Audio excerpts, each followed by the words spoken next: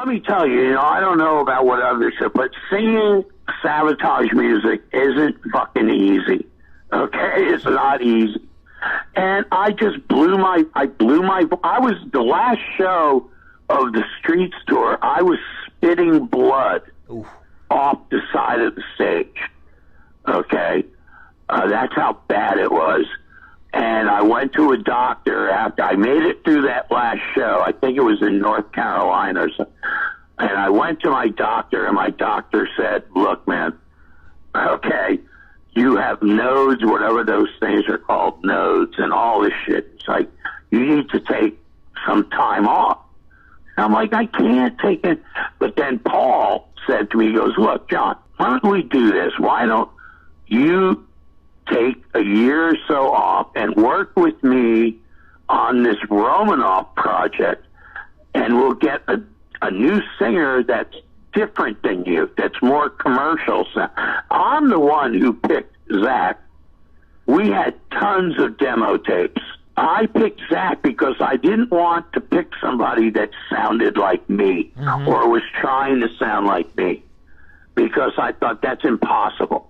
We're not going to, I don't want that. So we picked Zach because I was like, wow, well, here's a guy with a really cool, smooth voice. Let's write an album based around his voice, which we did with Edge of Thorns. Now, I was very involved with Edge of Thorns. I mean, I wrote all the music with Paul and Chris, and we wrote the music especially for Zach's voice. And I was very happy with it, and the very last song that the three of us ever wrote together was All That I Bleed. But, anyways, Edge of Thorns to me was Chris Oliva at his high point as far as guitar playing. Yeah. He totally ruled that album. Was Atlantic kind of concerned with the singer change? What was the record label's thought?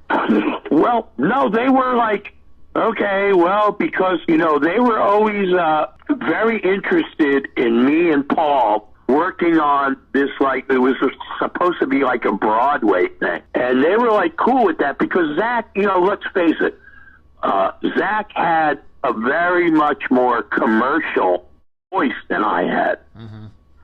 I was very rough. My singing was kind of like stabbing yourself in the ear with a screwdriver. But it's awesome. It's awesome. But Zach, at Edge of Thorns, the song Edge of Thorns made the top 40. Right. And Sleep was a great song. And I was like, well, this is cool, because now I can write music for somebody that doesn't try to sound like me or doesn't, and it was cool because I had already done how many albums, 8, whatever, and I was like, well, this is a different thing. And then Paul and I can work on this other thing, Being a longtime player in the band and one quarter owner of the band Savatage, you show up to practice and then somebody introduces your new singer. Oh, hey, this is Zach, your new singer. Kind of like, huh? Wow. So it was kind of a surprise. I mean, Zach is a great, great individual, great singer. But at that time, it just wasn't feeling the same to me. Mm-hmm. I mean, because Jon was the voice of Savatage. Right. And, Zach was kind of a little bit more, I don't know, I guess poppy sounding, if you will. Mm-hmm. And so it was kind of like, at that time, I had a business going. I came off the road and I started a business and I was doing very well. So I'm like, okay, well, I'll do the album, but do I want to tour? I'm making X amount a week, and they're going to pay me Y, and it just didn't make sense to me at the time monetarily. And so I chose not to tour on Edge of Thorns for that reason, just because I was making, good jack. Do you play electronic kit on that album? Yeah. Dr. Killpad. Yeah. It sounds good. And once again, man, I freaking love Edge of Thorns. I was, like I said, I was into Savatage before, obviously, so I was kind of unsure, because you're right, he is the voice of Savatage. But, man, I love Zach Stevens' voice. I think it's a great album. Sure. I don't know. I mean, again, in my mind, my heart, Savatage will always be Chris, Jon, Johnny, and myself. To me, that's like the band. To me, it's like when I look at them and watch them now, they're kind of a cover band to me, like, right. I don't know. That's just my personal feeling. Well, I was actually playing in a band called Wicked Witch up in Boston at the time, actually with Jeff Plate, who went on to become the drummer in Savatage after Doc Wacholz took a back seat.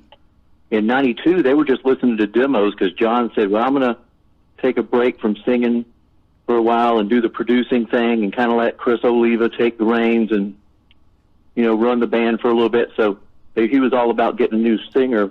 And I think I basically got lucky because my demo was the only one where you had a singer who's not trying to sound like John. And it actually worked in my favor. All the demos, they said they came in and everybody's just like screaming, trying to have that John sound.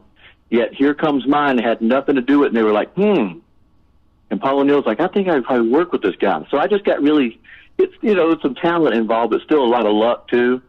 So Paul called me to come visit him in his apartment in Queens, New York. And I just got a rental and drove like the 4 hours from Boston to New York. And just kind of sat there on his couch while he played acoustic guitar and says, hey, can you sing this? He might do anything. He played a little bit of Bad Company, a little bit of Beatles. I mean, all over the place. And just said, hey, just sing, whatever song. And I said, yeah. And just kind of sang. And he goes, hey, that's pretty good. So I think that went good. And he called me down to do it again maybe about a month later. And that was all during early part of 92. And then he gave me a call and said, well, everybody likes you and stuff, so why don't you come down and, go head down to Tampa. We'll put you up in the hotel for a little bit till you can get a place and everything. But, if you're interested in being in the band, it's, you can come on down and work with us. I was like, I started following Savatage like in 86 on the Power of the Night album. So I was like, this is unreal. So he goes, we're going to be writing all the stuff for this new record. And that was Edge of Thorns. But, one thing led to another. And here we go, recording and had a single. Edge of Thorns, the most played single in Savatage history. I think we had something like over 500 spins at something like 70-something rock stations across America in 93. They played the single for 6 months. It takes like 6 months to have 500 spins. Like a duration of a single. It set a couple of records on its own, So and Edge of Thorns was the highest selling album, and, some good luck and perseverance and just the will to rock,